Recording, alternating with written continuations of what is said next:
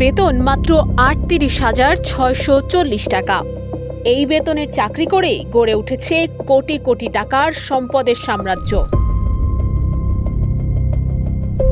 একসময় ঢাকায় এসে চায়ের দোকান দিয়ে জীবিকা শুরু করেছিলেন মোস্তাফিজুর রহমান।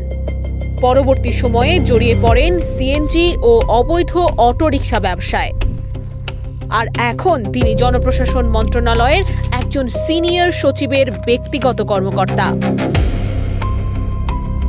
অনুসন্ধানে এসেছে ঢাকার উত্তরবাড্ডায় প্রায় ১.৫ কোটি টাকার ফ্ল্যাট, পূর্বাচলে প্রায় ৭ কোটি টাকা মূল্যের রিসোর্ট থাকার তথ্য, আলীর মোড় এলাকায় একাধিক ফ্ল্যাট যার ৩টির বাজার মূল্য ২,৬০,০০,০০০ টাকার বেশি।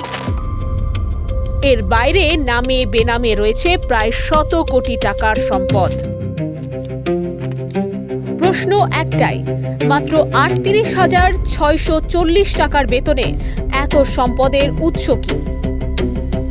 অভিযোগ রয়েছে নিয়োগ বাণিজ্য ও সচিবালয় কেন্দ্রিক বিভিন্ন অনিয়ম দুর্নীতির সঙ্গেও তার সম্পৃক্ততা রয়েছে। তার ব্যবহৃত ব্যক্তিগত বিলাসী গাড়িটি হল ঢাকা মেট্রো গ ১৬৪০৩০। এই বিপুল সম্পদের উৎস কি? সরকারি চাকরির প্রভাব কি ব্যবহার করা হয়েছে সম্পদ করতে?